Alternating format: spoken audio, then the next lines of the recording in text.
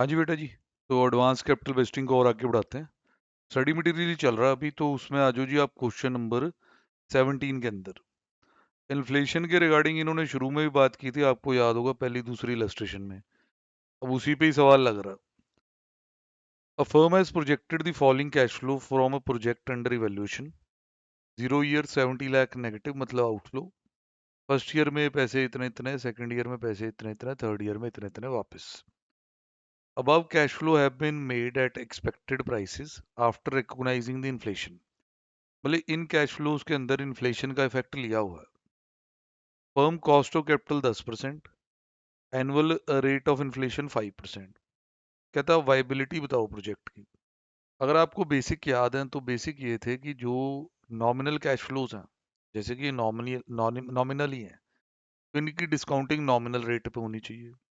और अगर real cash flows हैं तो डिस्काउंटिंग रियल रेट पे होनी चाहिए। तो देखो अब इंस्टीट्यूट क्या करता है, इसके अंदर कहानी जड़ी है वो सारी की सारी आपके सामने है। 17th क्वेश्चन पे आ रहे हैं। पुराने टाइम में जब कभी ये चैप्टर पुराने से पुराने कोर्स में पार्ट रहा है सिलेबस का, तब ये सवाल आया हुआ भाई। तो कहानी मैं आपके सामने रखता हूँ। ये देखें सर, ये सवाल है आपके सामने। It is stated that the cash flow it is stated that the cash flow have been adjusted for inflation, hence they are nominal. ये बात हमने की थी। कैश फ्लो यहाँ नॉमिनल टर्म में ही दिए हुए हैं। द कॉस्ट ऑफ कैपिटल और डिस्काउंट रेट इज रियल। ये देखो यहाँ मेरे को तो अब पुराना याद आ जाता है ना जो स्टोरी थी। कॉस्ट ऑफ कैपिटल 10% दी हुई है। अब वो ये नहीं दी हुई कि whether it is in real term और whether it is nominal term. But if it is assumed, just for a minute, अगर आप ये माने कि ये नॉमिनल टर्म में है, तो सर ये क्वेश्चन जरूरत से ज्यादा आसान नहीं। लेने का मतलब क्या हुआ कि प्रेजेंट वैल्यू 10% पे निकाल लो इनकी, क्योंकि हम ये कह रहे हैं कि ये तो नॉमिनल है, ये भी नॉमिनल ही है। 10% पे प्रेजेंट वैल्यू निकाल लो, 70 माइनस कर लो, एनपीवी आ गई। थोड़ा ज्यादा हो रहा। सारे पेपर में ना उस टाइम पे 6-7 नंबर में आया हुआ सवाल है। तो आप खुद सोचो, अब इंस्टीट्यूट आपके सामने क्या लिख रहा है। वो भी मैं ये नहीं कह रहा मैं इंस्टीट्यूट की तरफ हो रहा हूँ। कहता हमने कॉस्ट ऑफ कैपिटल या डिस्काउंट रेट को कहा है कि ये रियल है। अच्छा, कैश फ्लो नॉमिनल है, डिस्काउंट रेट रियल है। अब तो सीधा सॉल्व ही नहीं हो सकता।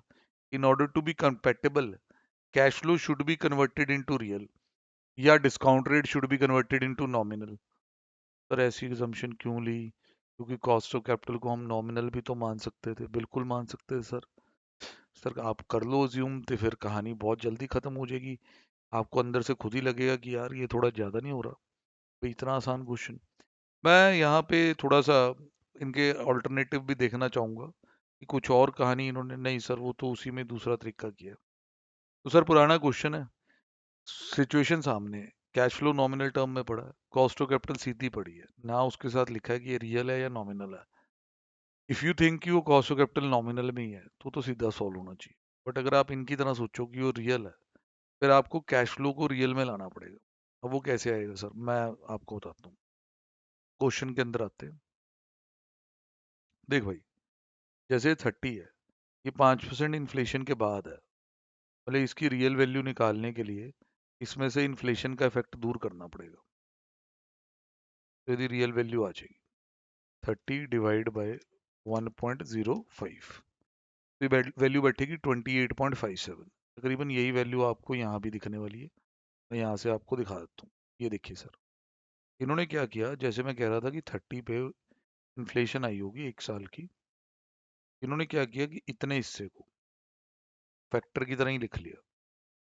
अब 40 जड़ा है, इसमें इन्फ्लेशन 2 साल की है, तो उसको या तो आप ऐसे सॉल्व करो, 40 1+5 रेज टू पावर 2, आप ऐसे भी करके देखो।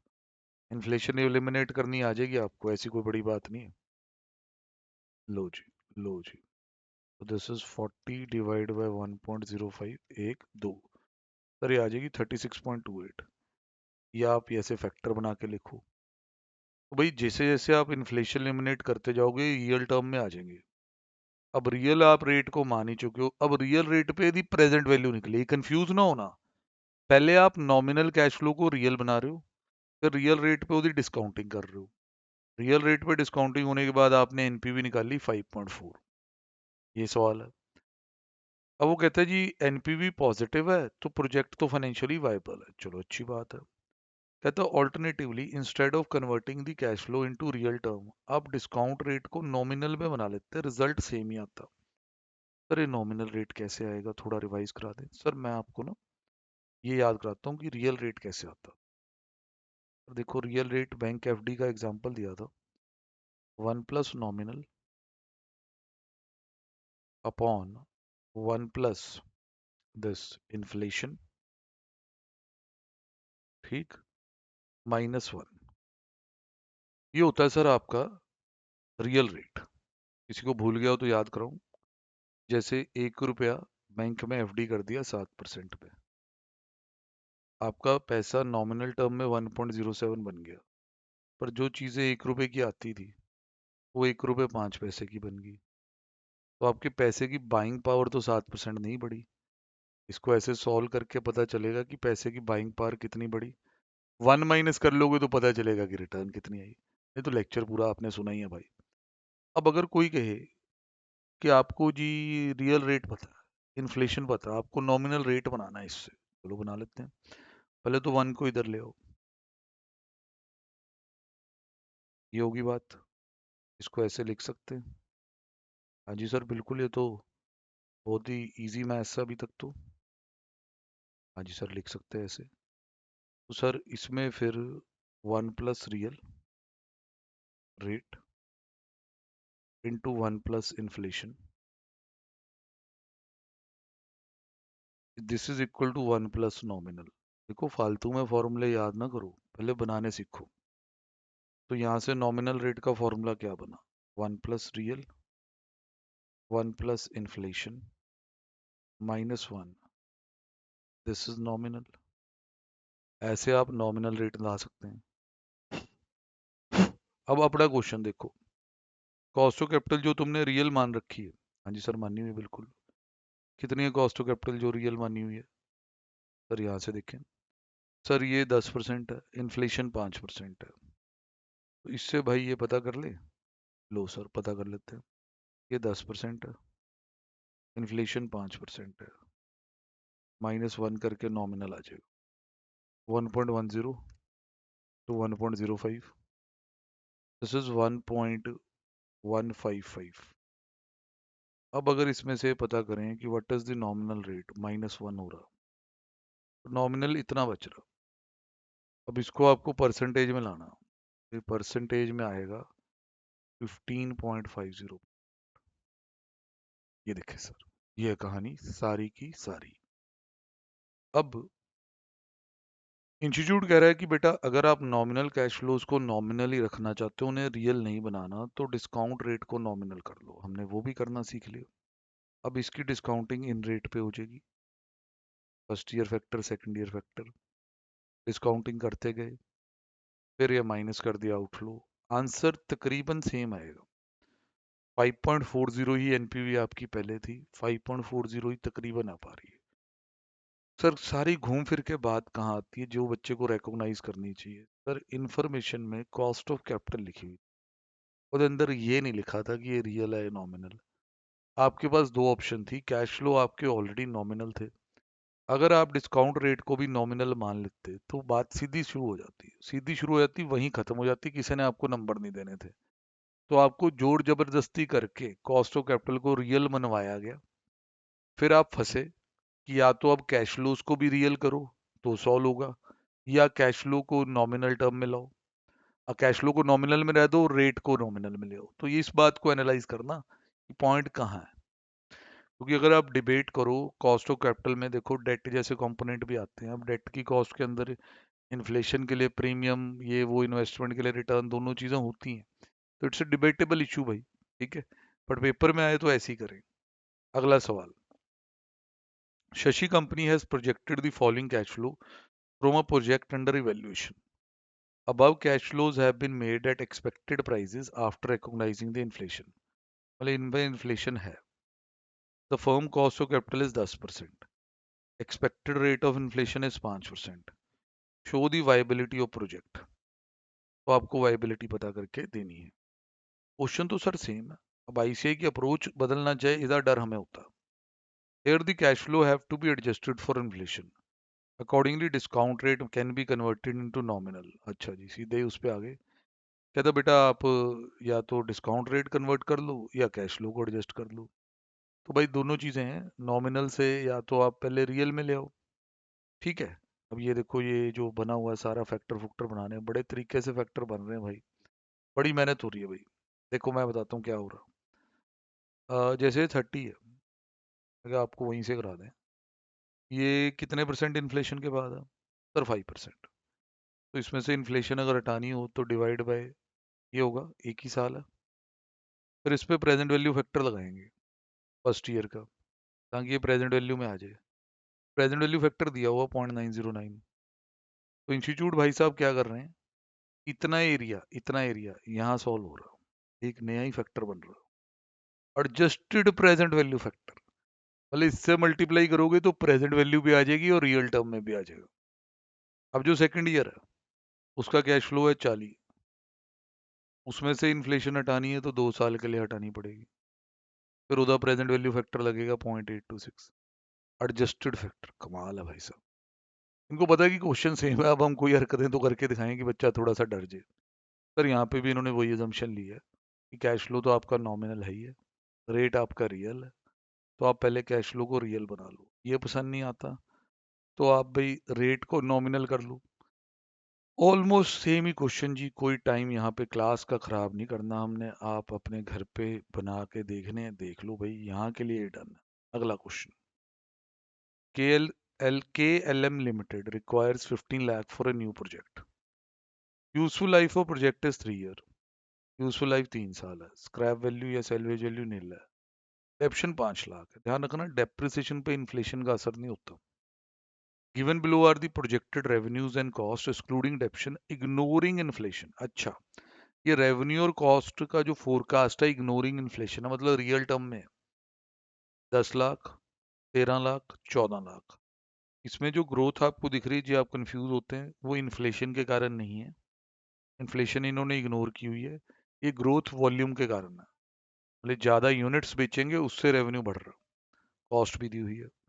एप्लीकेबल टैक्स रेट भी आ गया है, assuming cost of capital 14%। Inflation rate ये दे रखे हैं, फर्स्ट ईयर के लिए इतने, सेकंड ईयर के लिए इतने, पी फैक्टर भी दे रखे हैं। कहता भाई आप कैलकुलेशन नियरेस्ट टू रूपी करके हमें एनपीवी निकलवा दो। भाई साहब वही बात है कि अब ये कैश फ्लो तो रियल टर्म में पड़े ही है, कॉस्ट ऑफ कैपिटल पड़ी है आपके पास 14%। अब कहानी क्या है, सर अभी भाई साहब इन्फ्लेशन एडजस्ट कर रहे हैं, इन्फ्लेशन एडजस्ट करके सी फैट बना रहे हैं, फिर 14% पे डिस्काउंटिंग हो जाएगी। कहने का मतलब, अब इन्होंने ये माना हुआ है कि ये 14% जो कॉस्ट ऑफ कैपिटल है वो नॉमिनल है, आपको थोड़ी देर में ही दिख जाएगा। सर ये क्वेश्चन बहुत बारीकी से एनालाइज करने जरूरी है, एक आधा क्वेश्चन फंसना है पहले अटेम्प्ट में, पहले ही बता रहा हूँ। आओ देखो, आपसे काम शुरू करवा दिया उसने, कहता भाई हम इन्फ्लेशन एडजस्टेड रेवेन्यू निकाल रहे हैं। कोई बात नहीं, वो तो हमें समझ आ रहा है। 10 लाख का रेवेन्यू था रियल टर्म में, पहले साल का जो ग्रोथ रेट था वो 9% था, तो आपने 10 लाख पे 9% लगाया, ठीक है, 10,90,000 हो गया। अगले साल का 13 लाख सोचा वो रियल टर्म में, इसमें इन्फ्लेशन 2 बार लगेगी, पहले साल की इन्फ्लेशन 9%, अगले साल की 8, तो 13 लाख पे 9% और 8% दोनों लग गए। 2 साल बाद ये वैल्यू इतनी होगी इन्फ्लेशन एडजस्ट करके। अब ये 14 लाख है, 9, 8 और 6, ये भी रेवेन्यू आ गया। फिर आपकी कॉस्ट आ गई, उस पर वही पहले साल का इन्फ्लेशन रेट। अब ध्यान रखना कॉस्ट का इन्फ्लेशन रेट अलग है, 10, 9, 7, ये देख रहे हैं, ये हो रहा है सारा। ये अब नॉमिनल टर्म में जा चुके अच्छे से। अब भाई साहब ने टैक्स बेनिफिट ऑफ डेप्शन कंप्यूट कर लिया, चलो कोई बात नहीं, अच्छी बात है। कर क्या रहे हैं, रेवेन्यू और कॉस्ट माइनस करके प्रॉफिट निकाला है इन्होंने, इस पे सीधा ही टैक्स लगा दिया। जैसे हम इंटर में सीखते थे ना कि भाई चाहे सीधा ही टैक्स लगा दो, फिर टैक्स बेनिफिट ऑफ डेप्शन ऐड कर देना, यहाँ तक तो ये हो गया, डेप्शन की बात ही नहीं है। अब ये नेट प्रॉफिट में डेप्शन ऐड हो रही है, टैक्स बेनिफिट हो रहा है उधर, टैक्स बेनिफिट, ये कैश फ्लो बन पा रहे हैं, ये दोनों ऐड हो रहे हैं। अगर आप इसे नॉर्मल तरीके से करते, जैसे आप कहते कि यार मैं 5,40,000 तक पहुंचाऊं यहाँ पे, मैं पहले इसमें डेप्पी माइनस करूंगा 5 लाख की, कर देते हैं, 40,000 आता, इसमें से आप 35% टैक्स हटाते, 40,000 में से 35% माइनस करते, सर ये बचता जी 26,000 रुपया। 26,000 में आप डेप्रिसिएशन ऐड करते 5 लाख रुपए की, आपके सी फैट आते इतने, ये आगे सी फैट। अब सेम यहाँ पे सिचुएशन है कि भाई अगले साल भी ऐसे सॉल्व हो सकते थे, या tax benefit of deduction add कर दो, जो भी आपने ऐड करना। अब डिस्काउंट रेट पे नजर आपकी हो, कैश फ्लो पूरी तरह से नॉमिनल बन चुके हैं, उनमें इन्फ्लेशन एडजस्ट हो चुकी है, डिस्काउंट रेट नॉमिनल बनेंगे इस बार। इसका मतलब भाई जो हमें चाहिए होगा उससे रिवर्स माना जाएगा। जब हमें लगेगा कि ये रियल है, कैश फ्लो रियल है, डिस्काउंट रेट भी रियल हो जाए, वो कहेगा नहीं नॉमिनल। फिर जब हमें लगेगा कि अब कैश फ्लो भाई नॉमिनल है, तो ये भी ऐसी, sorry cash flow real term में दिए हुए हैं, डिस्काउंट रेट भी रियल ही हो जाए, नहीं नहीं वो कहेगा नहीं नहीं अब तो ये नॉमिनल है। तो सर ये इस टॉपिक का ना पहले भी बाहर होने का रीज़न यही था, जब ये पहले इसे बाहर किया गया। मई 18 से पहले भी ये सिलेबस में होता था बेटा, पुराने कोर्स में। तब भी इन्फ्लेशन को बाहर इसीलिए किया था इन्होंने कि यार तुम्हारा अपना ही क्लियर नहीं है, तुमने करना क्या है। चलो अब जब आ ही गया वापस तो करवाना तो पड़ना ही है। तो इनकी डिस्काउंटिंग जी 14% पे हो रही है। बस आप ये समझ ही गए, अंदाजा तो आपको लग ही गया कि एजम्पशन कैसे लेनी है। माइनस हो गया जी 15 लाख रुपए, आपकी एनपीवी आ गई। आगे सर डिसीजन ट्री का ना एक पप्पू सा क्वेश्चन बनाया हो, जिसमें ट्री ट्रू वाली तो कोई बात भी नहीं है, पहले मैं बताऊं। बट वह इसको भी शुरू करने से पहले आप डिसीजन ट्री की थ्योरी में चलेंगे थोड़ा सा। कि अब डिसीजन ट्री तो जो आप में से ओल्ड इंटर वाले हैं, जिन्होंने सिलेबस सारा पढ़ा हुआ पुराने टाइम पे, रिस्क एनालिसिस पूरा जिन्होंने पढ़ा हो, इंटर में रिस्क एनालिसिस में ये होता था, अब तो ये हटा दिया गया। तो आपके लिए कुछ थ्योरी तो नो डाउट यहाँ दी होगी एटलीस्ट। प्लेसमेंट डिसीजन, ये देखिए सर डिसीजन ट्री बनने तो शुरू हो गए। आओ पढ़ते हैं, थोड़ी सी बात सुनते हैं ये क्या कहता है। देखो जी, decision tree analysis simulation analysis के नीचे ही दिया हुआ। Till now we have discussed the simple accept or reject decision which view the current investment in isolation of subsequent decisions. However, practically investment decision may have implication for future or further investment decision. जैसे एक decision के आगे भी decision होता, branches बनते हैं, may also impact the future decision and events. Such situation can be handled by taking a sequence of decision over the time. Technique to handle this type of sequence is done through the decision tree technique. जैसे आपने CA करनी है, MBA करनी है, चलो CA पे टिक हो गया, सीए करनी है। अब भाई आगे ग्रुप एक देना है, दोनों देने हैं, भी फर्दर डिसीजन है। इस तरह रियल लाइफ में होता। Basically decision tree is graphic display of relation between a present decision and future event, future decision and their consequences. This approach assumes there are only two types of situations that a finance manager has to face. First situation is where the manager has control to determine what happen next.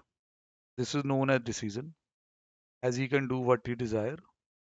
अब एक बार decide हो गया, कहता है second situation is where the finance manager has no control. ये होती है जी event. बस यही इवेंट का बॉक्स कौन सा लगाना, उसका कौन सा लगाना, ये थोड़ी सी बातें आपने सीखनी है। इतनी थ्योरी तो नेचुरल आप पढ़ भी नहीं पाओगे, बोर हो जाओगे। कोई नहीं, आप थोड़ी सी डिस्कशन और करते हैं। देखिए जी, आगे वो कहता है जी, since outcome of the event is not known, तो उसमें प्रोबेबिलिटी डिस्ट्रीब्यूशन भी असाइन करना पड़ सकता। Steps involve in the decision tree analysis. कहता है decision tree analysis can be applied to variety of business decisions. First step is define investment. Normally it includes following type: whether or not to launch a product. If so, whether this launch should be local, national or international. Extra production can be met by expanding the factory या outsourcing. फिर उसमें जी decision के alternatives निकालने, तो tree draw करना। अब कहते हैं डिसीजन पॉइंट अंडरलाइन कर लें। डिसीजन पॉइंट जो है ट्रेडिशनली रिप्रेजेंटेड बाय स्क्वायर होता है, कहते हैं इसमें स्क्वायर बॉक्स बनेगा। Is the option available to manager. Event और चांस या आउटकम जिसे कहते हैं, उसे सर्कल से रिप्रेजेंट करते हैं। और ड्रॉन लेफ्ट फ्रॉम राइट, इस तरीके से बनता है। लो देखते हैं जी इंस्टीट्यूट कुछ यहाँ बनाता है, तो उन्होंने डायग्राम सा बना के दे दिया कि डिसीजन पॉइंट है या आउटकम है, ऐसे है जी। कोई इलस्ट्रेशन कोई बनाई दमदार कुछ है, बस एक में ही निपटा दिया, पीछे भी बेकार ही दिया होगा। अपने वालों में मिल जाएंगे आपको क्वेश्चन, कोई चक्कर नहीं है। LNR Limited wishes to develop a new virus cleaner software. Virus antivirus software एक तरह हो गया, ये बनाना चाहते हैं. Cost of the pilot project would be 240. इस नए प्रोजेक्ट की कॉस्ट 240 होगी. Chances of product being successful on a commercial scale 50%. 50% chance है सक्सेसफुल होने का. In case it does succeed, L&R can invest some of 20 lakh. फिर 20 लाख रुपए और लग सकता सीधी मार्केटिंग पे. Such an effort can generate Such an effort can generate perpetually annual after tax income of 4 lakh. Even if अगर commercial launch fail हो गया, they can make an investment of smaller amount of 12 lakh रुपए with the hope of gaining a perpetuity of 1 lakh. अच्छा जी, छोटी investment भी कर सकते हैं. Evaluate proposal using the decision tree approach. तो सर पहले decision point number A, whether to launch the software or not. देखो अगर लॉन्च दी सॉफ्टवेयर, ये लॉन्च भी लिख सकते थे, डू नॉट लॉन्च लिख सकते थे नीचे, वो इनकी अपनी मर्जी है. टेस्ट लिख दिया, 240 आउटफ्लो हो गया. अब ये डिसीजन है. नो टेस्ट, ये दूसरा डिसीजन है कि हमने नहीं लॉन्च करना. अगर नहीं लॉन्च करना तो आगे आउटकम कुछ नहीं है. तो आउटकम किससे है? सर्कल से. अब आपने लॉन्च कर दिया, आप सक्सेसफुल होंगे 50% चांस है, आप फेल हो जाएंगे 50% चांस है. अगर आप सक्सेसफुल हुए, then again you have to take decision, invest 20 lakh, get perpetuity of 4 lakh per annum, या नॉट टू इन्वेस्ट. नॉर्मली अगर आप सक्सेसफुल हुए तो इन्वेस्ट करोगे. अगर आप फेल हो गए तो कम इन्वेस्टमेंट से अभी भी काम हो सकता है. 12 लाख लगाओ, 1 लाख कमा लो. Again it's a decision, outcome नहीं है. या नॉट टू इन्वेस्ट, इतना सा डिसीजन ट्री है, देखने में लग रहा है किसी किताब से चुराया हुआ. चलो कोई बात नहीं, अलाउड है. अब देखिए वो क्या कहता है. एट इवेल्युएशन यदि किस तरह होनी है ट्री की, कहता है at C point decision is between investing 20 lakh for a perpetuity of 4 lakh और नॉट टू इन्वेस्ट. अब परपेचुटी की प्रेजेंट वैल्यू क्या होगी? Perpetuity divide by discount rate. Discount rate कितना दिया भाई? ये क्या हो रहा है?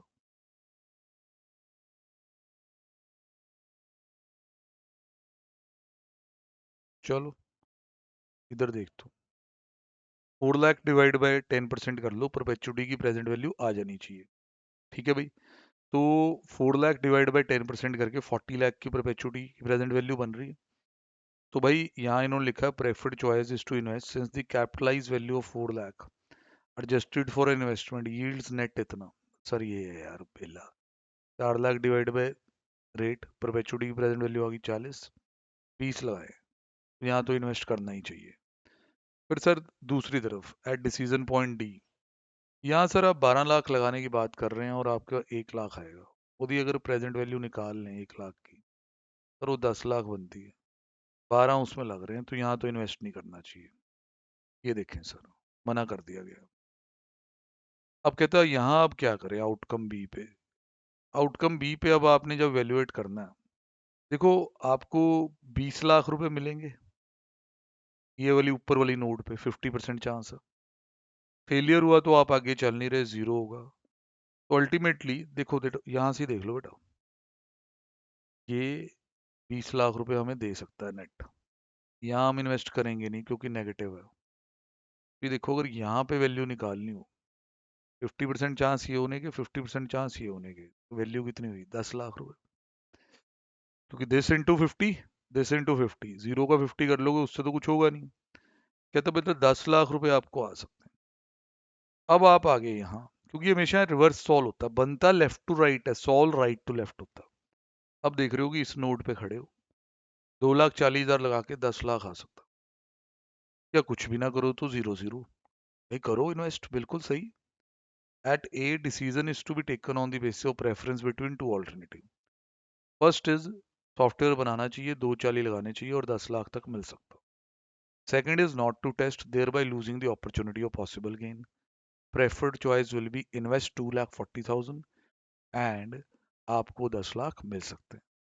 ठीक है भाई. अब थोड़ा बहुत जो बचा है मॉड्यूल में से, आने वाले 2-3 लेक्चरों में हम कवर कर लेंगे. डिसीजन ट्री भी देखेंगे आगे. फिर उसके बाद डिसीजन ट्री के जो अपने क्वेश्चन है ना, असाइनमेंट जो घर पहुंची हुई है आपके, वो भी देखे जाएंगे. तो इनसे बेटर. ठीक है जी, अभी के लिए इतना रखते हैं. डन है.